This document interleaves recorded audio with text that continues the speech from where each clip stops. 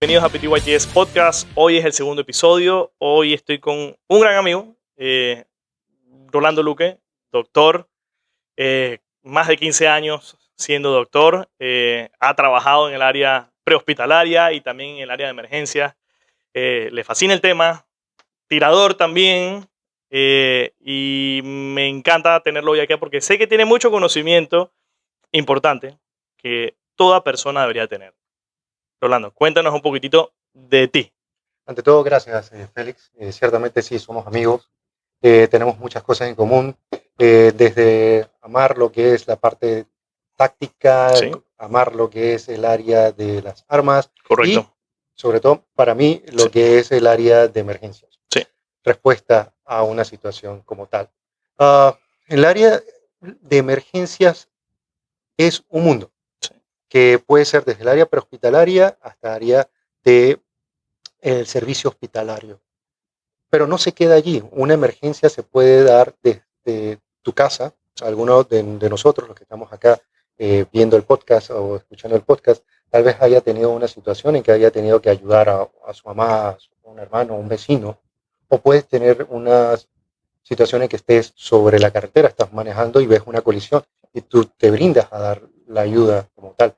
O los agentes que mantienen la seguridad a nivel nacional, en donde se encuentran con una situación de agresión, en Correcto. donde tienen que actuar para salvar a su compañero o alguna persona que ha sido víctima de una herida. O sea que esto no es algo especial para una persona con un trabajo en específico, sino que también puede ser algo como para el público en general, ¿cierto? Es correcto, Félix. Mira, todos estamos expuestos en algún momento a enfrentarnos a una situación de emergencia, una urgencia, y que tenemos que en ese momento actuar.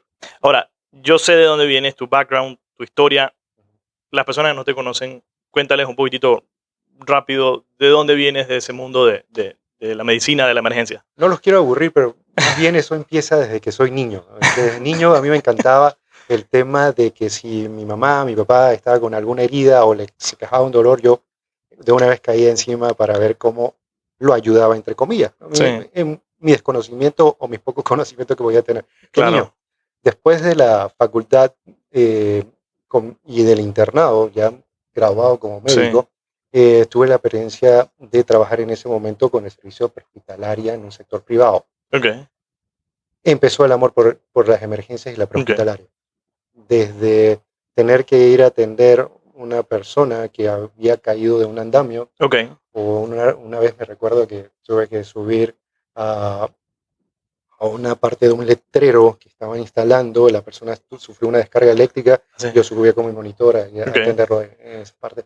Ahí empieza ese amor y ese cariño por las situaciones de emergencias que tiene mucha adrenalina, tiene altas en recibir datos de felicidad cuando haces la diferencia para salvar una vida, y también datos de tristeza porque no es bueno ver a alguien sufrir. No, totalmente. No debe ser fácil. Ahora, 5 preguntas donde quiero como romper el hielo. A ver, lo que se te venga a la cabeza. Haces ejercicio, sé que estás haciendo bastante ejercicio. ¿Música favorita para hacer ejercicio? Rock.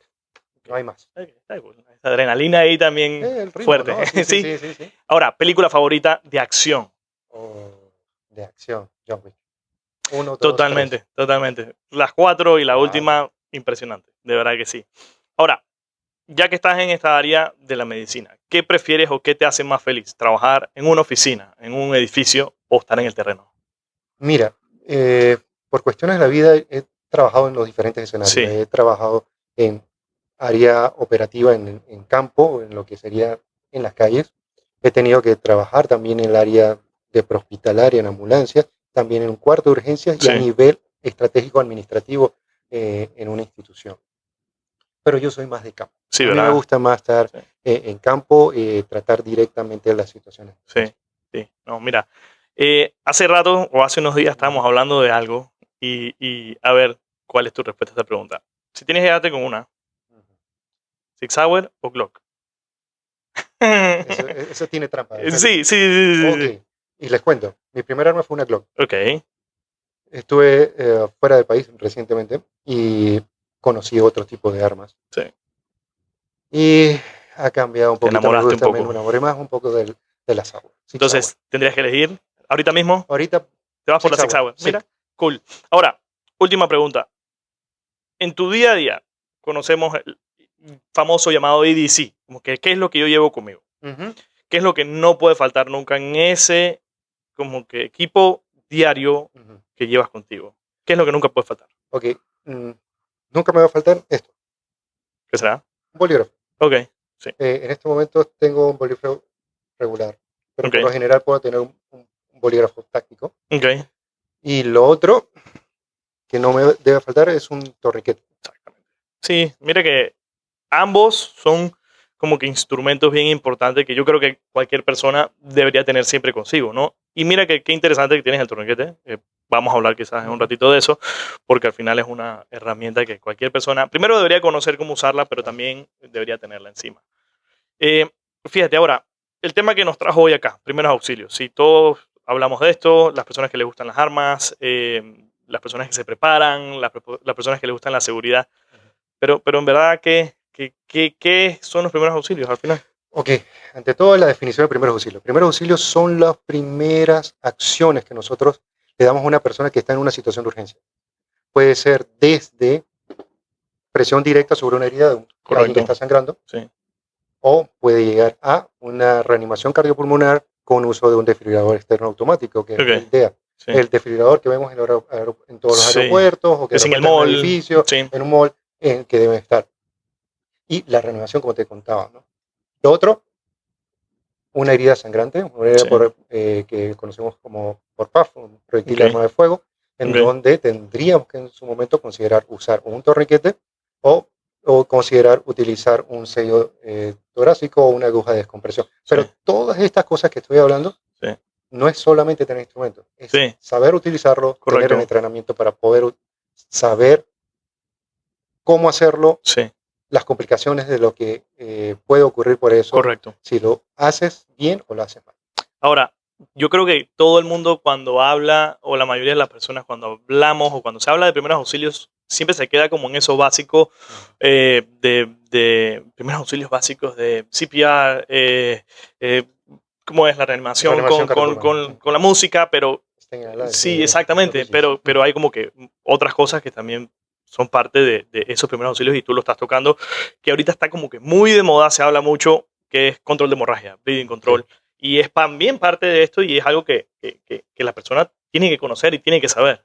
La tendencia internacional, sobre todo con la experiencia que ha tenido Estados Unidos, que son los que están Sí, eh, en boga o que son los que tienen la banderita esta, por las diferentes situaciones, atentados terroristas sí, o atentados en escuelas en sí, donde hay un tirador y que utiliza un arma de fuego y hiere a múltiples personas. sí, Eh, es enseñarle a la comunidad, enseñarle desde un civil o a sí, una persona que está en los estamentos de seguridad a utilizar lo que son las medidas de bleeding control o claro, control de correcto. hemorragias, Sí, que va, como te había explicado hace un momento, en saber hacer las sí, compresiones o la compresión directa sobre una herida, utilizar un vendaje elástico, usar un torniquete sí, adecuadamente.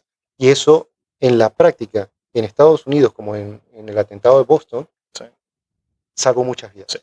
Entonces, por lo menos a nuestro público que le Ujú. gustan las armas de fuego, va al polígono, practica, tiene un arma en su casa. ¿Por qué conocer o tener este conocimiento es importante? Ok, al que le gusta el tema de las armas, uno. Segundo, al que tiene en su hogar o la persona que porta un arma, debe saber que no es solo tener el arma por Sí, tenerla, tiene una alta responsabilidad porque es una correcto. herramienta Sí, que tiene la capacidad de producir daño. sí, Daño a un agresor, sí, pero también tiene la capacidad de producir daño a nosotros, al que porta el arma, por correcto. una negligencia o por un accidente en el manejo de esta. En ese momento, cuando se da ese incidente, debemos saber cómo actuar. ¿Por qué? Porque una persona puede morir así de Claro. fácil en menos de 3 minutos. Mira que en el episodio anterior, cuando hablábamos con Isaac, creo que eso fue uno de los puntos que hicimos como recalcamos bastante, que cuando la persona toma la decisión de portar un arma de fuego, comprar un arma, todo se reduce a responsabilidad. O sea, no es solo comprarla y ya, tenerla y ya, sino que involucra mucho más. Y creo que esta parte de tener el conocimiento básico para salvar una vida, ya sea de uno o de otra persona, es sumamente fundamental. Porque si no, entonces te quedas allí, no haces más nada. Es una gran responsabilidad, sí. Portarla como tal y saber las repercusiones que puede tener Sí, o al actuar para defenderte o para ah, disminuir la posibilidad de una agresión para ti. totalmente. Ahora, mira, vamos a hablar un par o vamos a ponernos en un par de escenarios. Por lo menos, ¿qué hacer si ocurre una situación donde la vida de uno o la vida de otra persona está en peligro en casa? Vamos a suponer, en la casa. Alguien se cayó, alguien se fracturó, alguien está inconsciente. ¿Qué es lo que debería hacer una persona primero en un ambiente que todos nos vamos a poner en algún momento, que es en la casa? ¿Qué tenemos que hacer nosotros en la casa primero que todo? Te lo voy a responder que adelantándome un poquito. Sí, tranquilo, dale. Siempre tenemos que verificar que el área sea segura para mí. Ok, ¿Ok? Porque puede ser que sufrió una descarga eléctrica sí, o la persona está utilizando una sierra, sí, tuvo una herida cortante sí, o se cayó de una escalera. sí, Tenemos que ver que de donde se cayó también no vaya a lastimar más a la persona o me lastima a mí como sí. persona que está dando los primeros auxilios. Eso sería lo primordial, verificar que el área sea segura para mí y para la víctima en ese momento, en ese caso. Segundo, saber dónde está el botiquín de primeros auxilios, Sí, que debemos contar todos en casa, sí, en un auto o a donde te dirijas. sí, Y lo tercero, saber cómo utilizar los instrumentos, claro. insumos que tiene Sí, ese botiquín de primeros claro, auxilios. porque no hacemos nada si lo compramos, lo tenemos y después no lo usamos y no sabemos usar las herramientas que están allá adentro. Correcto. Ahora, por lo menos, estamos en nuestra casa, ese es un escenario. Estamos afuera. Un accidente de tránsito, que en verdad siempre a mí me pone como muy nervioso eso porque ya involucra a terceras personas. Y cuando involucra a terceras personas siempre nos hacemos la pregunta de, ¿será que tengo que hacer algo? ¿Será que mejor me quedo afuera? ¿Será que no me meto y sigo? Vamos a suponer que en este caso el accidente eh, no nos repercutió a nosotros, pero vamos a suponer ¿qué se hace? ¿Qué podemos hacer? Siempre debemos pensar que nosotros tenemos la capacidad de hacer la diferencia. De que una persona, como les mencioné hace un momento, puede sangrarse en menos de 3 minutos. Sí, Que una persona puede complicarse en pocos momentos. sí, De aquí a que llegue los servicios de emergencia pueden pasar 3, 5, 7, 10, sí, 15 a 20 minutos más, sí. por lo menos acá en el área metropolitana. Por lo cual, la primera persona que observa el incidente debe tomar la decisión de actuar. Okay. Si hay una ley del año 2016, la ley 57 del buen samaritano, Sí. es la que nos da una cobertura o nos estimula a dar ayuda sin estar pensando de que vamos a tener una repercusión en no actuar. Ahora, ¿qué significa, en pocas palabras, esa ley? O sea, ¿significa que tengo la obligación o puedo tomar la decisión? Más que la obligación, tener vamos a llamarlo como protección, como quizás. la protección, pudiera ser la palabra más adecuada, de que si tú actúas con la buena intención, como lo dice, por eso utiliza lo que es ley, le llaman la ley de buen samaritano, con la buena intención de salvar una vida, no habría una responsabilidad si hay alguna complicación en tu atención. Pero también esa misma ley describe que las personas que prestan servicios médicos, paramédicos, instrumentos de seguridad, deben tener algún tipo de entrenamiento. Claro. Un curso de primeros auxilios de más de 8 horas. Ahora, ¿de qué año es esa ley? Año 2016. O sea, que eso fue mucho después del trágico accidente acá en Lomacuá. Exactamente. Allí empezó mucho del fondo de esta ley. Claro. Donde un colega médico falleció porque murió desangrado y no se le pudo colocar un torniquete que le hubiera tal vez salvado la vida. Ahora, súper que lo dices. Se presenta una emergencia, uno lo ve. ¿Qué debería hacer uno? Porque ya no es tu casa. Ya estás afuera, estás en el terreno. Volvemos a lo mismo que te mencioné hace un momento. Vemos que la situación sea segura para mí o no. O sea que antes de ponernos manos en acción Sí, con la persona que está teniendo la emergencia, siempre hay como un como del escenario, del ambiente como tal, por ver lo que todo. entiendo. Vas a visualizar la Ok, situación, aromas también, ver si claro, hay olor a combustible, claro, visualizar si hay algún tendido eléctrico, algún sí, cableado sí, en el área agua o sí, algo que nos eh, pensemos que puede ser un riesgo, colocar las luces intermitentes claro, alertar, o si es un área muy oscura donde nadie nos va a ver si está pasando un vehículo. sí, Entonces podremos pasar de una víctima a dos o sí, más. Entonces sí, hay que siempre verificar que sea seguro el área. sí, Lo otro, contar con nosotros en el vehículo sí. un botiquín de primeros auxilios, vuelvo y te digo, con los equipos necesarios para poder hacer la diferencia en manejo de control de hemorragias, por lo menos, eh, y lo que es la limpieza de la herida Claro, o tener, como les mencioné con ustedes, un torniquete. sí, un torniquete encima. Fíjate, otro escenario que muchas de las personas que ven el podcast estamos y pudiese pasar algo en algún momento, que sería el polígono. ¿Qué hacer en el polígono si alguien, vamos a ponerlo de esta forma, una descarga negligente de un tirador a otra persona en la línea de tiro? ¿Qué tenemos que hacer? Ok, ante todo tenemos que siempre seguir las leyes o reglamentos, perdón, que tiene el polígono. Sí, Por lo general, el polígono indica de que tenemos que tener la seguridad, sí, tanto visual, auditiva, sí, de que si se da una situación de una descarga sobre el sí, mismo operador o sí, a otra persona en alguna de las otras líneas de tiro, sí, se debe detener la acción. Se informa al oficial de sí, campo sí. para que pare todas las acciones y una persona va a dirigirse a buscar el botiquín de primeros auxilios, que Que debería estar. debería contar. Y me Exacto. gusta que lo menciones, que Sí, debería tener todo polígono de tiro. Y aún mejor si tú lo cargas en claro, tu equipo. encima. Por lo menos aquí ustedes pueden ver Sí, en mi cinturón que llevo al polígono de tiro. siempre lo tienes allí. Siempre, siempre. Ahí yo tengo mi IFAC, que es el Individual First Aid Kit o botiquín de primeros auxilios personal, Sí. que va a contar de un torniquete. Adentro también tengo un parche torácico y un vendaje. Claro, pues no vamos a esperar o vamos a contar con el equipo del lugar donde uno va. Uno debería tenerlo Exacto. encima ¿Por siempre. qué? Porque por lo general a veces uno no llega y ¿ustedes tienen botiquín? Sí, sí, sí, ¿Dónde sí. está? No, uno no va a estar pendiente de eso. Debería crearse esa cultura, Sí, saber pero, dónde está, sí, pero mejor no asumir de que está allí sí. y contar Y con el de nosotros. tenerlo uno. Siempre Entonces, estar listo, siempre está estar la listo. persona está la persona en el piso. ¿Qué hacemos? Ok, la persona está en el piso. Vamos a suponer que tuvo un disparo en en la pierna derecha. Ok, uno, verificamos el estado de conciencia. Sí, Félix, sí, hey, ¿me escuchas? sí. Oh, sí, se va a quejar de lo más seguro Claro, va a debería, estar. sí. Le dices que lo vas a Me ayudar. preocupo si la persona no se está quejando de dolor. Mucho, Ok, ok, mucho, porque, bueno, en una pierna tan rápido no creo que pase nada, ok, pero si fue una herida en tórax ok, o en área como en cuello o ok. en cráneo, ya Es tendremos una preocupante. situación que me preocuparía más como médico o personal de salud. Entonces seguimos con la persona En la con el herida de disparo tórax, en la pierna. ¿Qué más hacemos? inmediatamente hacer presión directa sobre la herida. Ok, Puedo utilizar mis manos en ese momento. ok.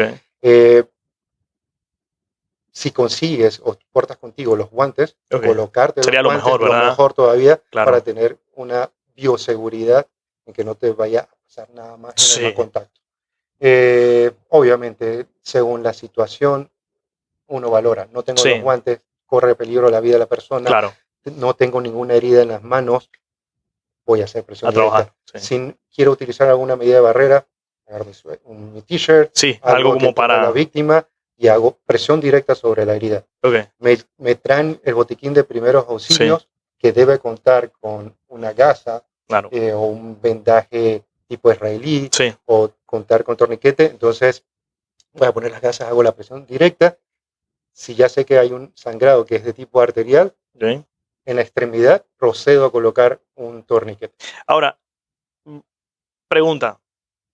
¿Se pudiese, no sé, qué piensas tú?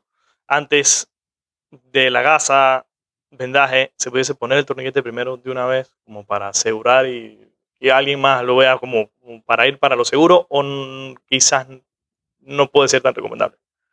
Hay que considerar, porque tienes Ok, que evaluar realmente si lo que estás Atendí en el momento un sangrado arterial o Ok, venoso. ok. Que quizás Entonces eso es tienes lo que que nos hacer, puede, pero lo que sí tienes que hacer inmediatamente es presión o directa sea, sobre la herida. presión directa, lo primero que vamos a hacer. Exacto. Dale, súper. Ahora, si no se controla la persona o el sangrado no está controlado al 100%, ¿qué sería lo mejor? ¿Tratar de controlarlo o, hey, llévatelo de una vez al hospital?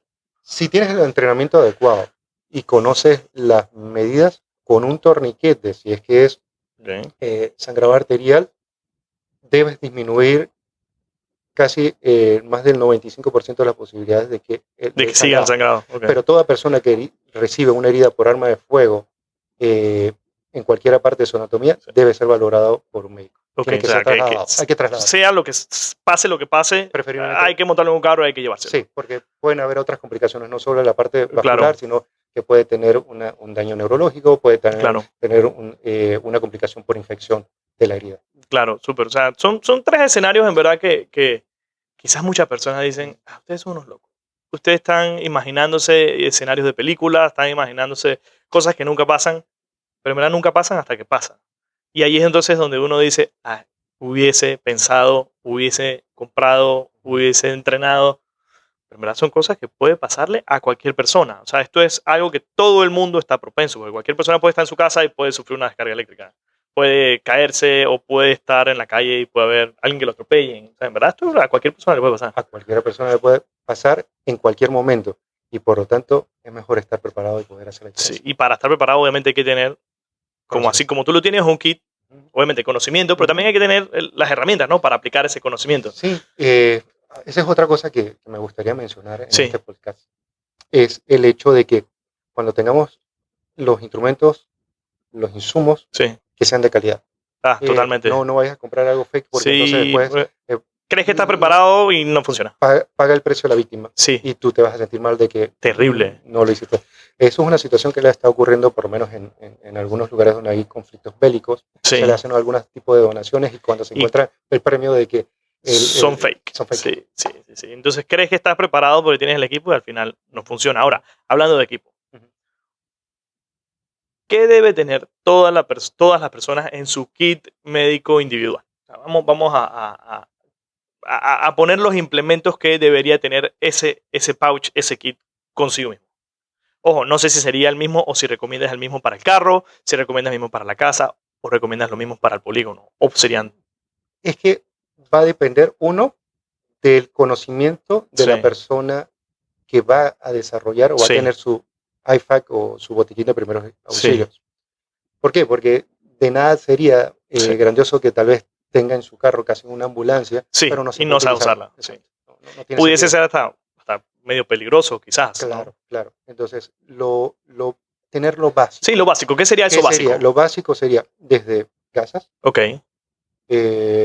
Una gasa, un vendaje elástico. Ok. Contar con, de ser posible, un torniquete. Ok.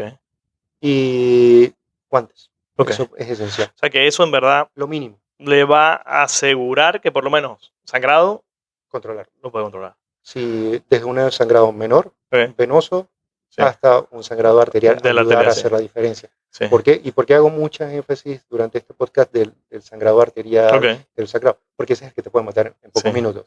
En una situación de arresto cardíaco, una persona que está inconsciente, que dice un paro cardíaco, que no tiene pulso, no respira, podemos hacer la diferencia con nuestras manos. Claro, no necesitamos como un equipo. Necesitamos un equipo. Sí. Y si una persona está cursando un episodio o una situación de un evento cerebrovascular, un stroke, nosotros en la calle no podemos hacer más nada que valorar la situación y pedir la ayuda. Claro. Entonces, equipos o intervenciones no sería de parte de nosotros. Por eso, vamos a la parte de control de hemorragia, que ahí podemos hacer una gran diferencia.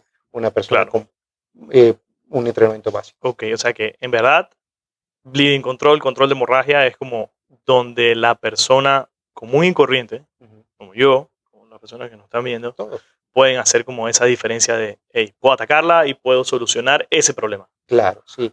Algunos que van, vamos a por decirlo así, a alguna acción fuera de en la naturaleza, te le diría, ok, yo soy una persona que soy propenso a reacciones alérgicas. Bueno, entonces yo le agregaría entonces Ok, un antihistamínico claro, o un EpiPen. claro, Pero claro. es configuración muy personal porque sabes que vas a trabajar. Por la O persona, tú eres sí, una persona que acompañas a un grupo de personas que están en campo, sí, que como tal, como es un guía turístico. sí, Bueno, considera tener esas cosas, pero saber claro, utilizarlo también. claro, Entonces, totalmente. pero lo mínimo sí les pido al que va al polígono de tiro, al que conduce un auto, al que está Sí. en su casa, tenga las medidas necesarias para control de hemorragia. Ahora fíjate, Rolando, si la persona no puede, y eso a veces uno lo entiende, quizás Ujú. armar un kit individual puede tener su costo, puede tener su planificación. Vamos a suponer que la persona no tiene tiempo, no tiene quizás el acceso financiero a tener el kit completo, que es el único elemento que debería tener la persona siempre encima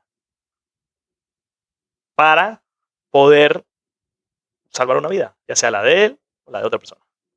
Teniendo en cuenta que lo que podemos hacer es como, Haciéndote otra vez un poco de trampa, ok, tendría dos respuestas. ok, Un tranquilo, solo instrumento sería un botiquín de primer ok, auxilio que incluye sí. muchas cosas. Y de Y de ese, un elemento, el recurso, vuelvo sí, torniquete. sí, mire que torniquete, yo pienso también que es como que lo esencial. Ujú. O sea, tienes una hemorragia, lo puedes controlar y después se lo lleven los El personal. paramédicos. Y muchas personas creen que es más complicado de lo que en verdad es. En verdad no es una herramienta complicada de usar. No, Ni para nada. tampoco es esta herramienta quizás vista con unos ojos de como si fuese algo malo, como quizás pasaba antes. Yo me imagino que quizás todavía pasa en algunos lugares, que era visto como peor el remedio que la solución.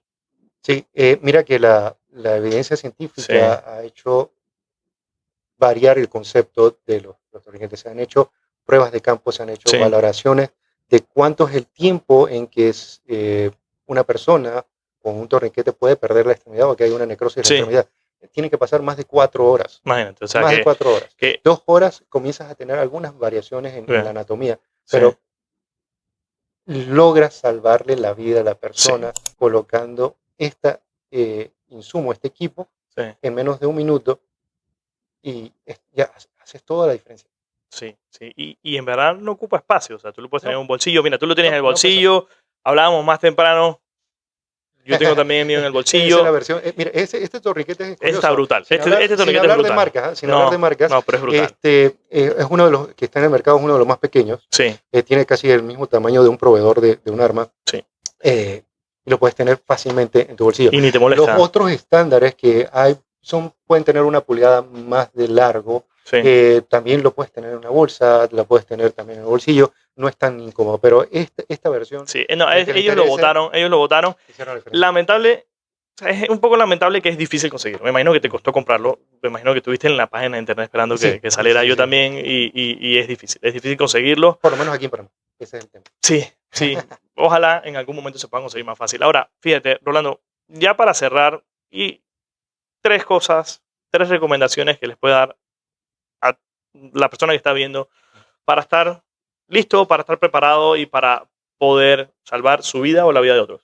Ok, invitarlos a que tomen un entrenamiento Sí, en primer auxilio, primero. sí, Cuando se enfrentan a una situación donde hay una emergencia, verificar que sea seguro. sí, Y tercero, mm, contar con un botiquín de primeros auxilios sí. con ustedes. Ahora, es importante que todo el mundo sepa que acá no venimos a dar clases de primeros auxilios, solo estamos hablando un poquitito, que las personas sepan que tienen que ir a prepararse, tienen que educarse, tienen que ir a lugares donde y con personas como tú, que en verdad conoce el tema, que ha estado en el terreno y que sabe cómo poder salvar una vida de una forma quizás, no quiero llamarlo sencillo, pero poder explicar a la persona que de forma más fácil, sin complicación, sin ser doctor, sin ser médico, cirujano, nada, puede hacer la diferencia. Entonces, eso quería como dejarlo bien claro porque quizás las personas van a pensar, que, hey, pero a mí no me... No, esto yo pensé que me iba a decir cómo voy a salvar mañana a alguien. No, No, esto es un mundo y esto es algo que la persona tiene que estar allí. por lo menos hay entrenamientos en control de hemorragia que lo Sí, puedes hacer en menos de una hora. sí, sí, Hay instructores como tal, aquí en Panamá hay diferentes expertos que se están dedicando a Sí. esa área. Sí. También hay instituciones como la Cruz Roja Sí. que entrena en cursos de primer auxilio de diferentes horarios, pero por lo general de 8 horas. Sí. Y hay otros grupos médicos que también entrenan. Sí. Busquen a las personas que tienen experiencia, Sí, que están sí, entrenando, eso es clave. acérquense, Sí. háganlo y van a ver que esa inversión de tiempo o de dinero que también hace se va a repercutir en algo que no tiene precio, que es la vida. Correcto, correcto. Bueno, yo hoy quiero darle gracias a Rolando por haber venido, por haber dado esa información clave, sencilla y rápida que en verdad todos necesitamos, porque como lo comentábamos, la responsabilidad es gigante. No es solo tener el arma, no es solo comprar la mejor pistola o comprar cientos, miles de municiones, sino también saber un poco más. Y esto es una parte fundamental, esto es una parte que todo el mundo debería saber y que hay que estar preparado, hay que estar preparado. Así que quiero darte las gracias. Súper. Un placer.